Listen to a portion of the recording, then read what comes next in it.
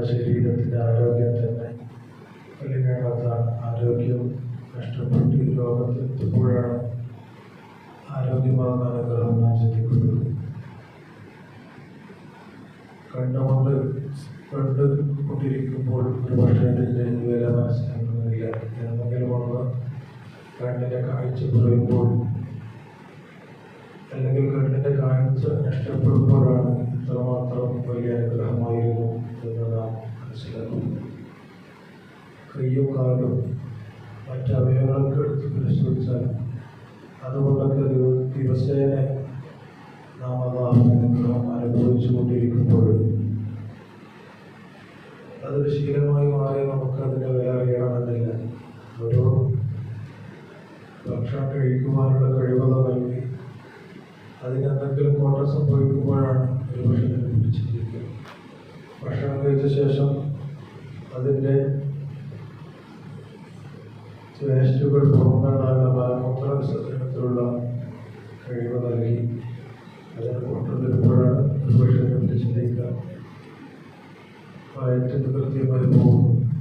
അത് പോകാതിരിക്കുമ്പോൾ ബുദ്ധിമുട്ടാണ്.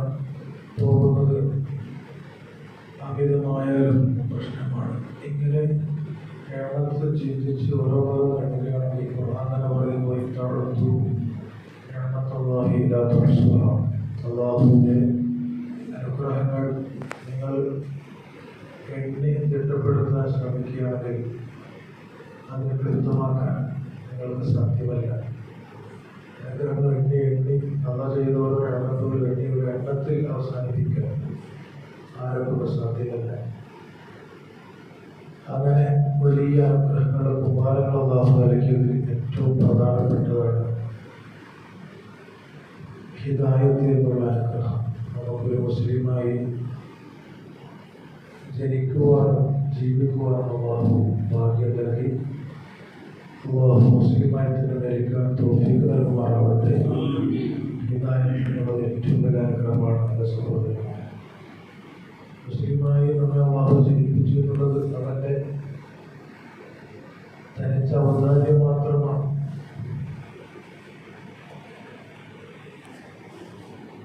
എത്രയോ അമ്പിയാക്കളോട് ബന്ധപ്പെട്ട ആളുകൾക്ക് നൽകാത്ത അനുഗ്രഹമാണ് ഹിദായത്ത് കിട്ടിയത്.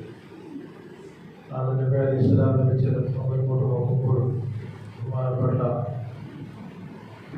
ഷെയ്ഖുൽ അംബിയാ നൂഹ് നബി അലൈഹി സ്വലാത്തു വസ്സലാം, ലൂത്ത് നബി അലൈഹി സ്വലാത്തു വസ്സലാം ഇവരുടെ ഭാര്യമാർക്ക്, സഹധർമ്മിണികൾക്ക്, സ്വന്തം ഭാര്യമാർക്ക് ഈ അമ്പിയാക്കളെ കൊണ്ട് വിശ്വസിക്കുവാനോ മുസ്ലിമാവാനോ ഉള്ള ഭാഗ്യം അല്ലാഹു നൽകിയില്ല.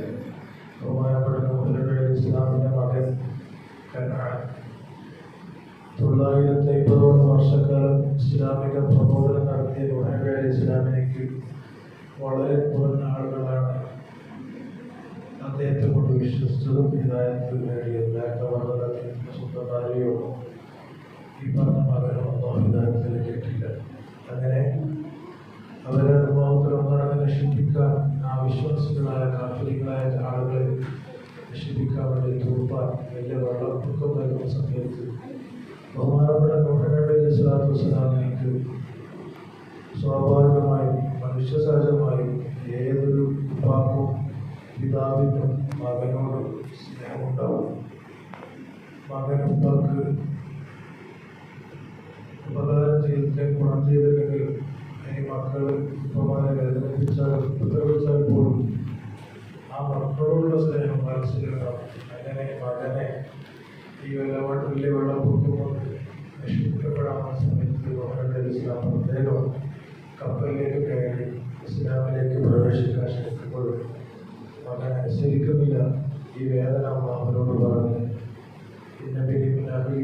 അള്ളാഹുവേ, എൻ്റെ മകൻ എൻ്റെ കുടുംബമാണല്ലോ എന്നുള്ള വേദന അള്ളാഹുവിനോട് പറയുമ്പോൾ അള്ളാഹു പറയുന്നത് മകനാണെങ്കിലും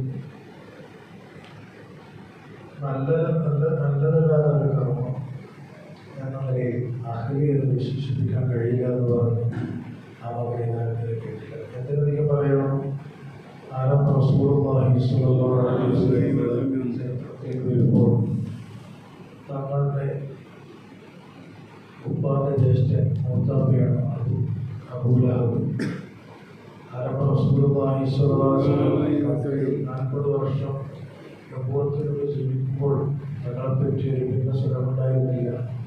എല്ലാവരും അല്ലാമീനെന്ന് വിശേഷിപ്പിച്ച് ജീവിതത്തിൽ ഒരു കളവ് പറയാതെ ഒരു സ്വഭാവദൂഷ്യവുമില്ലാതെ അരബ് റസൂലുള്ളാഹി സ്വല്ലല്ലാഹു അലൈഹി വസല്ലം 40 വയസ്സിൽ നബുവത്തിൽ ലഭിച്ച് ഇസ്ലാമിക പ്രബോധനത്തിന്റെ തുടക്കമായി മക്കയിലുള്ള എല്ലാവരെയും ഒരുമിച്ച് കൂട്ടിക്കൊണ്ട് ഒരുമിച്ച് കൂട്ടി ആ മലയുടെ മുകളിൽ നിന്ന് ഞങ്ങൾ ഇസ്ലാമിൻ്റെ പ്രബോധനം തുടങ്ങുമ്പോൾ അവർ ആളുകളോട് ആദ്യം ചോദിച്ചത്, ഈ മലന്റെ പിറകിൽ നിന്ന് നിങ്ങൾ ആക്രമിക്കാൻ ശത്രുക്കൾ വരുന്നു എന്ന് പറഞ്ഞാൽ ഞങ്ങളോട് പറഞ്ഞാൽ നിങ്ങൾ വിശ്വസിക്കില്ലേ എന്ന് ചോദിച്ചപ്പോൾ പക്കക്കാരായ ആളുകൾ ഒറ്റ സ്വരത്തിൽ വിശ്വസിക്കും, ജീവിതത്തിൽ ഇതുവരെ കളവരാതവരാണ്, ഞങ്ങൾ അതോട് വിശ്വസിക്കാൻ തയ്യാറാണെന്ന് പറഞ്ഞപ്പോൾ ഞങ്ങൾ ഇസ്ലാമികമായ കലിമത്വത്തോട് പഠിപ്പിക്കുകയാണ്. ഈ ബിംബങ്ങളെന്നും ആരാധിക്കുന്നത് ശരിയല്ലാന്നും ആരാധിക്കേണ്ടത് അല്ലാഹു മാത്രമാണെന്നുള്ള ആ തൗഹീദ് പഠിപ്പിക്കുമ്പോൾ ആദ്യമായി വരുന്നത് തങ്ങളുടെ ഉപ്പയുടെ ജ്യേഷ്ഠൻ മൂത്താപ്പയുള്ള അബൂലഹബാണ്. തബ്ബലക മുഹമ്മദ് നിനക്ക് നാശം, ഇതിനു വേണ്ടിയാണോ അമ്മയുടെ ചൂട്ടത് എന്ന് പറഞ്ഞ് എതിർപ്പിന് ആദ്യ സ്വരം പ്രകടിപ്പിച്ച് കാഫറായെന്ന് മാത്രമല്ല തങ്ങളുടെ ശത്രുക്കളിൽപ്പെട്ടു അബൂലഹബ് മറുപടി എന്ന സൂറത്ത് തന്നെ പഠിപ്പിച്ചു.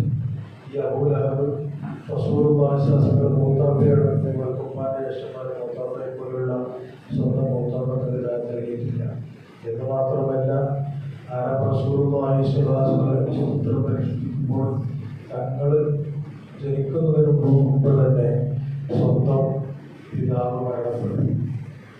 ജനിച്ച് ഒരു 6 വയസ്സ് പ്രായം, ചെറിയ പ്രായത്തിൽ തന്നെ ഉമ്മയും മരണപ്പെട്ടു. പിന്നെ 8 വയസ്സാകുമ്പോൾ തങ്ങളെ സംരക്ഷിച്ചിരുന്ന ഉപ്പാപ്പ അബ്ദുൽ മുത്തലിബ് മരണപ്പെട്ടു.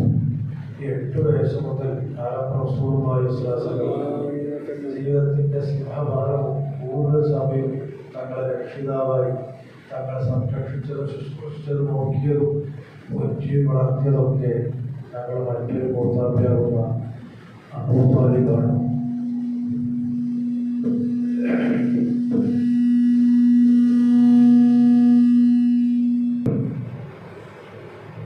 അബൂ ത്വാലിബ് എന്നുള്ളത് തങ്ങളുടെ ഉപ്പയുടെ മറ്റൊരു ജ്യേഷ്ഠൻ മൂത്താപ്പ തന്നെയാണ്. ഈ അബൂ ത്വാലിബ് തങ്ങളുടെ കുടുംബ സംരക്ഷണം ഏറ്റെടുത്തു. 8 വയസ്സ് മുതൽ വളർത്തി തങ്ങളുടെ നബുവത്തിന് ശേഷവും 40 വയസ്സിന് ശേഷവും തങ്ങളുടെ സംരക്ഷണത്തിന്റെ തങ്ങളുടെ കൂടെ തന്നെ ജീവിച്ചു. തങ്ങളുടെ രക്ഷിതാവായി ജീവിച്ചിട്ടു.